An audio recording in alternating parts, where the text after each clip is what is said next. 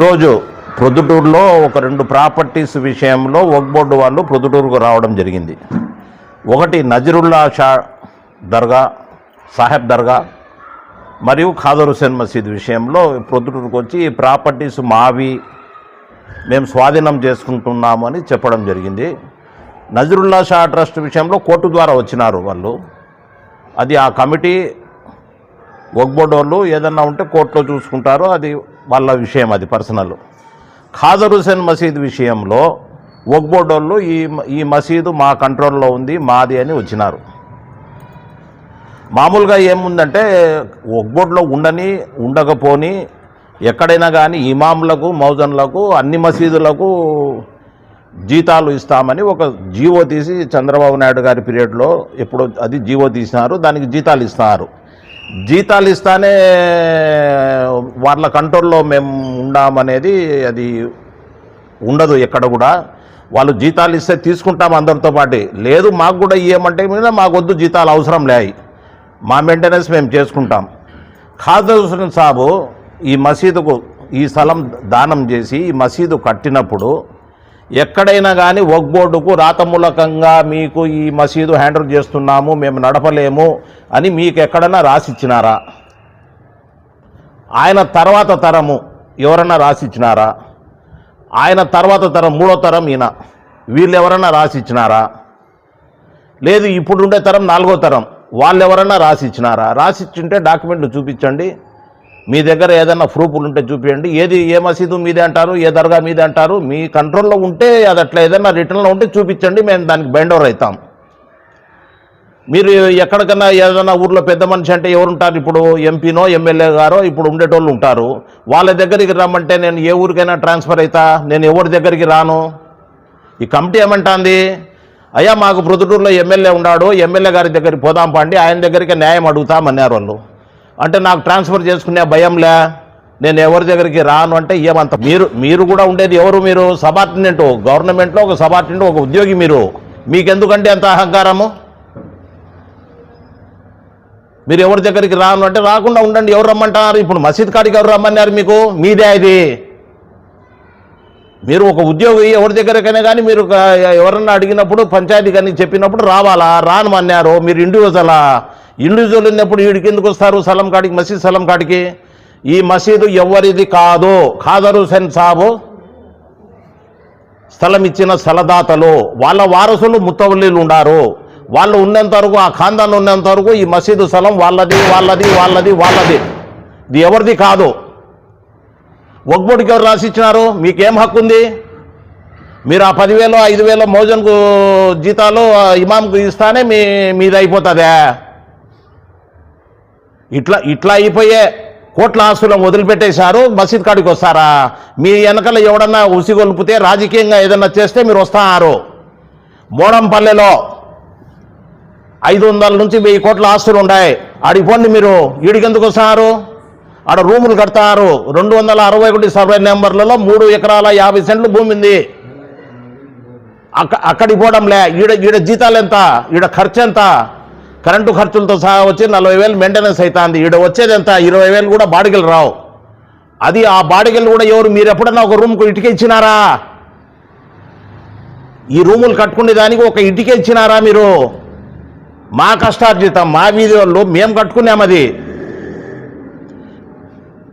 ఇక్కడ నమాజుకు వచ్చే ముసలిళ్ళు కట్టుకునింది, ముతవల్లీలు కష్టపడి కట్టించింది. మీరేమిచ్చినారా? మీరు స్వాధీనం చేసుకునే దానికి ఒక ఇటుక ఇచ్చినారా? ఒక సిమెంట్ ముట్ట ఇచ్చినారా? ఎక్కడి నుంచి వస్తుంది మీకు? మీ ఆస్తులు అన్నట్టు అన్యాక్రాంతం చేస్తారు, మిగతా వాళ్ళ దగ్గరకు వచ్చి భయపడిస్తారా? మేము చూపిస్తాం పండి ప్రొద్దుటూరులో ఎన్ని ఉన్నాయో. దర్గా ఉంది, చౌసనల్లి స్వామి దర్గా, నెలకు 4 లక్షలు బాడికి వస్తుంది. ఆడికి పోయేవాడే ఎందుకు పోవడంలే? నువ్వేం ఆఫీసర్ అవయ్యా? 4 లక్షలు ఆడ వస్తుంది, ఆడ ఎందుకు పోలేను? ఆడికి ఎందుకు పోవడంలే? ఏం ముట్టుతోంది నీకు ఏమన్నా అంటే అమరావతికి రాండి అంట. అమరావతి ఎంత ముట్టుతుంది? నీకెంత ముట్టుతుంది? నీకు ఏం అధికారం ఉంది ఇక్కడికి వచ్చేదానికి? ఇది మంచి పద్ధతి కాదు. ఎక్కడైతే ఒక్కబడి ఆస్తులు ఉన్నాయో అది ముందు అది పరిరక్షించుకోండి. ఇది కొట్టేసేదానికి వస్తాండావాను. మాకు ఒక ఇటుకే ఇలా ఒక సిమెంట్ ముట్టే ఇలా నువ్వు మాకేం ఖర్చు పెట్టలే. అందరితో పాటు ఒక జీవ ప్రకారం నువ్వు అందరికీ జీతాలు ఇస్తాంటావు, దాంట్లో భాగంగా మాకు వస్తూ ఉంది. ఇంతకుముందు ఒకటి మేనేజ్మెంట్ చేసి 8 లక్షల నుంచి 10 లక్షలు తినిపోయినాడు. ఇల్లు కట్టుకున్నాడు, మసీదుకు స్లాబ్ వేసే వాని ఇంటికి స్లాబ్ వస్తుంది, మసీదుకు రంగు వేసే వాని ఇంటికి రంగు వేసుకుంటాడు. వాళ్ళ పీరియడ్లో 30 ఏళ్ళు ఎందుకు అడగలేను? వాళ్ళకి ఎందుకు కట్టలే?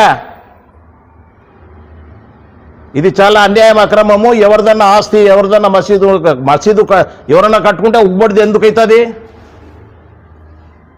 ఇప్పుడు సెంట్రల్లో నుంచి ఏదేదో ఒగ్బొడ్డుల మీద వస్తుందంటే ఇట్లాంటి దానిలలో అంతా మీరు లొడబెట్టే ఇట్లా వస్తుంది.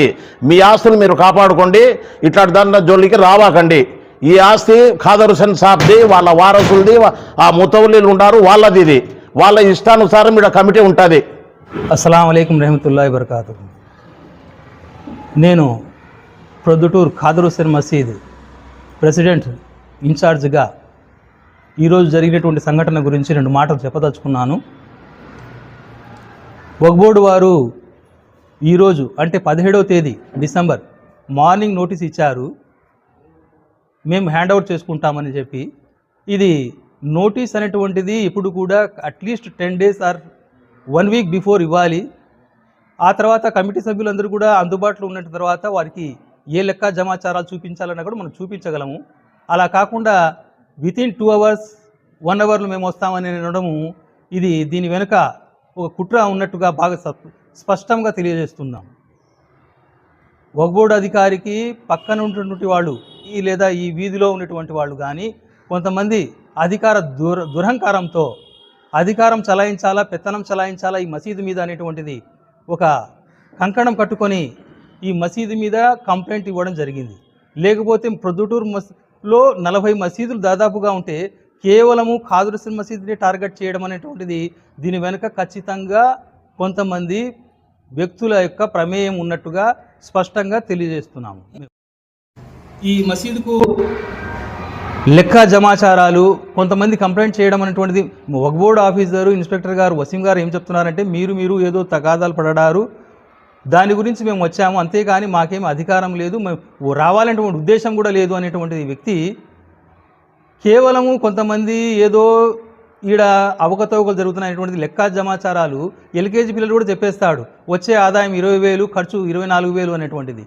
కానీ ఏదో అవకతవకలు జరుగుతున్నాయి, మసీదులలో సరిగా మెయింటెనెన్స్ సరిగా లేదు, అది ఎవరో కంప్లైంట్ ఇచ్చేటువంటి వ్యక్తులు ముందుగా వచ్చి మాకు చెప్తే మేము ఆ విషయాలకన్నిటికీ కూడా మేము సమాధానం చెప్పగలము. అలా కాకుండా వక్ఫ్ బోర్డుకు లెటర్ రాసి వక్ఫ్ బోర్డు ఇన్స్పెక్టర్ వచ్చి ఇదేదో మేము చేస్తున్నాం అనేటువంటిది ఇది సమంజసంగా లేదు అని మేము భావిస్తున్నాం. ఇతర సభ్యులకు కానీ ఖాదర్ హుసేన్ మసీదు ఎలాంటి సంబంధాలు లేవు. ఇది ఇండివిజువల్ అటానమస్. దీనికి సొంతంగా కమిటీ ఉంది, ఆ కమిటీ వాళ్ళే నిర్వహణ చేస్తారు. ఎవరికైనా ఎలాంటి సందేహాలు ఉంటే జమా ఖర్చులలో కానీ లేకపోతే మెయింటెనెన్స్లలో కానీ వస్తే మేము వారికి లెక్క జమా పత్రాలు చూపించగలము. అలా కాకుండా ఏదో బురద జల్లేటువంటి ప్రయత్నం చేస్తూ అది లేదు ఇది లేదు అనడము సమంజసం కాదు. అందులో అలా బురద జల్లేటువంటి వాళ్ళు ఏ రోజు ₹1 దాన ధర్మం చేయలేదు, లేకపోతే చందా ఇవ్వడం లేదు, ఏవి సౌకర్యాలు కల్పించడం లేదు. అలాంటి వాళ్ళు ఈ విధంగా అభండాలు వేయడం అనేటువంటిది సముచితం కాదు అని ఈ ప్రెస్ మీట్ ముఖంగా నేను తెలియజేస్తున్నాను. ఈ ఖాదర్ హుసేన్ మసీదు వక్ఫ్ బోర్డులో లేదు, ఎలాంటి లేదు అనేటువంటిది కేవలం 1943లో ఉంది అని అన్నారు. కానీ ఇలాంటి ఉండేటువంటి సంస్థలు వేలలో ఉన్నాయి. సో మేమేదో చలాయిస్తాము, మేమేదో అధికారం చేపడతామనేటువంటిది లేదా గవర్నమెంట్ మేమేదో హ్యాండ్ ఓవర్ చేసుకుంటామనేటువంటి దానికి ఎలాంటి హక్కులు లేవు అని స్పష్టంగా తెలియజేస్తున్నాం.